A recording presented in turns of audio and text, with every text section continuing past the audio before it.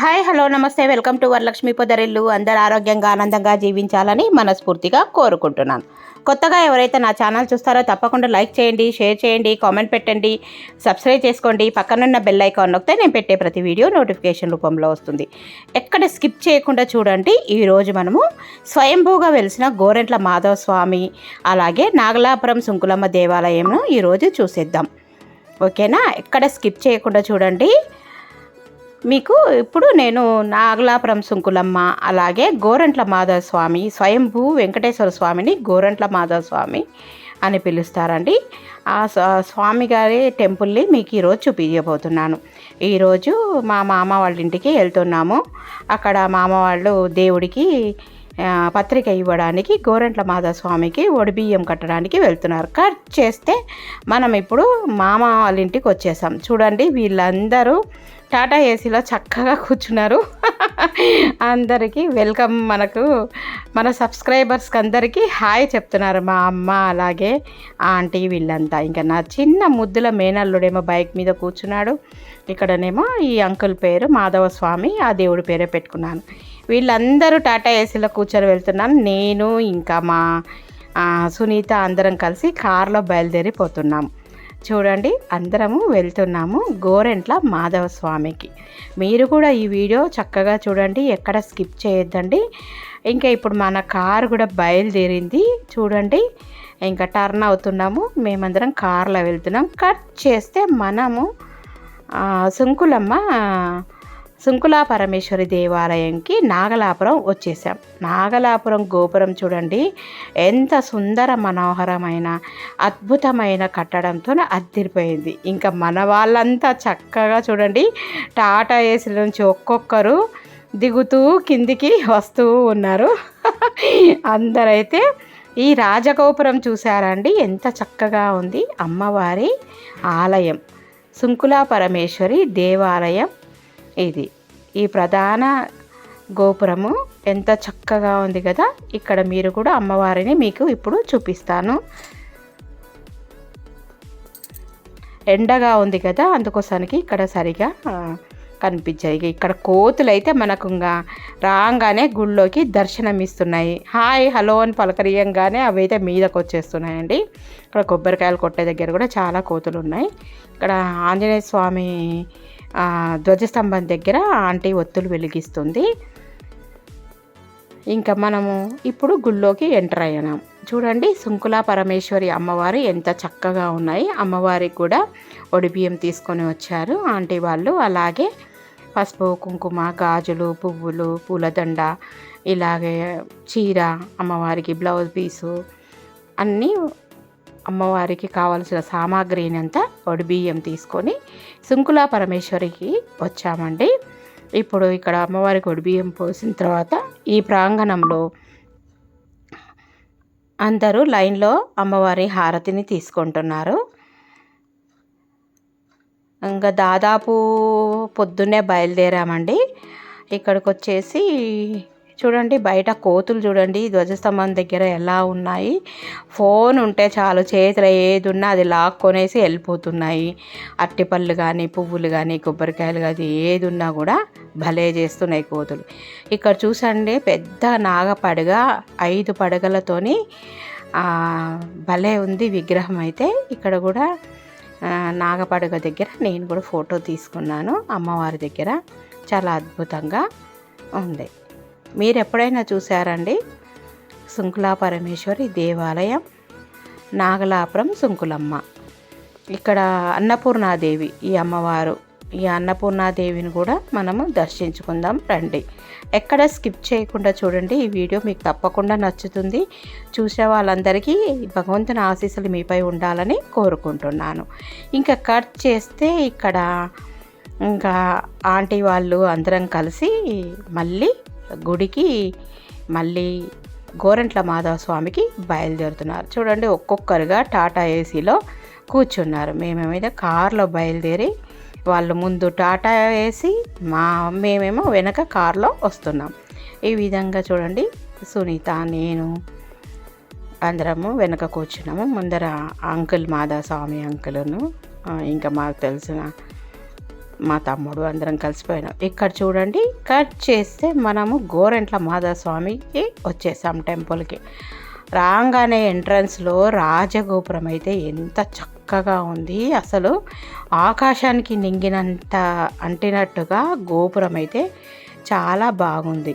ఇంకా బయట మీకు ఈ గుడిని మొత్తం చూపిస్తాను. విశాలమైన ప్రాంగణంతో గుళ్ళోకి మనం అడుగు పెడుతున్నాం. చూడండి, లోపల దేవుడి కళ్యాణం చేసుకోవడానికి అంగరంగ వైభవంగా తీర్చి కట్టడం అయితే ఎంత బాగుందో చూడండి. ఇది ప్రధాన దైవం గోరెంట్ల మాధవస్వామి టెంపుల్ ధ్వజస్తంభం.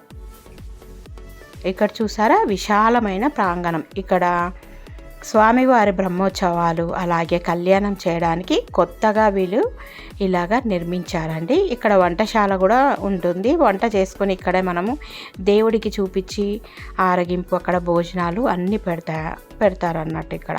కానీ మేము ఇంటి దగ్గరనే అన్నీ చేసుకొని వచ్చామండి. ఇవి రూమ్స్. అక్కడ ఉండడానికి కూడా జాతర జరుగుతుంది ఉగాది అప్పుడు. అక్కడ ఉండడానికి కూడా రూమ్స్ కూడా ఉన్నాయి, మనం రెంట్కి తీసుకొని కూడా ఉండవచ్చు. ఇక్కడ వచ్చేసి ఇంకా వెంకటేశ్వర స్వామి ద్వాదశ అవతారాలలాగా వీళ్ళందరూ అయితే ఎంత చక్కగా ఉన్నారో చూడండి. విగ్రహాలు అయితే భలే నచ్చేసాయి. మీరు కూడా చూస్తారనే ఉద్దేశంతో ఈ విధంగా మీకు చూపిస్తున్నాను. చూడండి, చక్కగా ఉన్నాయి. ఇక్కడ ధూపం, దీపం, అలాగే ఆండాలు వారికి ఎంత చక్కగా ఉంది చూడండి. ఎంతో అద్భుతంగా, చాలా అసలు చూస్తూ ఉంటే విగ్రహాలను వదిలిపెట్టి రాబుద్ది కాలేదు, అంత చక్కగా ఉన్నాయి. మీరు ఎప్పుడైనా చూసారా అండి? ఇది వచ్చేసి కర్నూలుకి 40 కిలోమీటర్ల దూరంలో ఉంటుంది ఈ గోరెంట్ల మాధవస్వామి టెంపుల్. ఇంకా బయటకు వచ్చేసాము. మీకు ఒకసారి గుడి వాతావరణాన్ని చూపిస్తాను. ఇప్పుడు మనం గుళ్ళోకి వెళ్దాం రండి. చూడండి, అందంగా బంతి పూలతోని డెకరేషన్ చేశారు. ఈ గుడి ఆలయం మొత్తం ఎంత చక్కగా ఉంది చూసారా. శ్రీ లక్ష్మీ మాధవస్వామి ప్రసన్న గోరెంట్ల మాధవస్వామి ఆలయం అని చెప్పేసి పైన స్క్రోల్ అవుతుంది. ఈయననే స్వయంభూగా వెలిసిన ఏడుకొండల స్వామిని మాధవస్వామిగా పిలుస్తారు. ఆ ఊరి పేరు గోరంట్ల. ఇక చూడండి, దేవుడు ఎంతో అందంగా ఉన్నాడు. మేము ఆ గుడి అనేది అస్సలు ముయ్యరండి. రాత్రిపూట మాత్రమే మూస్తారు. ఎప్పుడు తెరిచే ఉంటుంది. మధ్యాహ్నం కూడా భక్తులు వస్తారు. చాలామంది వేరే వేరే ప్రాంతాల నుంచి వచ్చి స్వామివారికి ఇలాగా దైవ దర్శనం కోసం వస్తారు. ఇప్పుడు స్వామివారికి తీసుకొచ్చిన పూలదండలు, అలాగే అమ్మవారికి చీర, ఇది చూడండి, ఈ పింక్ కలర్ శారీ అమ్మవారికి చీర, అయ్యవారికి పట్టు పంచ, ఇవన్నీ తీసుకొని వచ్చారు అంకులు ఆంటీ వాళ్ళు. అమ్మవారికి చీర, ఒడిబియ్యం కట్టడానికి, అలాగే దండలు, ఇవన్నీ చూసండి. ఒడిబియ్యానికి మనమైతే ఒడిబియ్యం ఎలా పోసుకుంటామో అలాగే నైవేద్యం కూడా.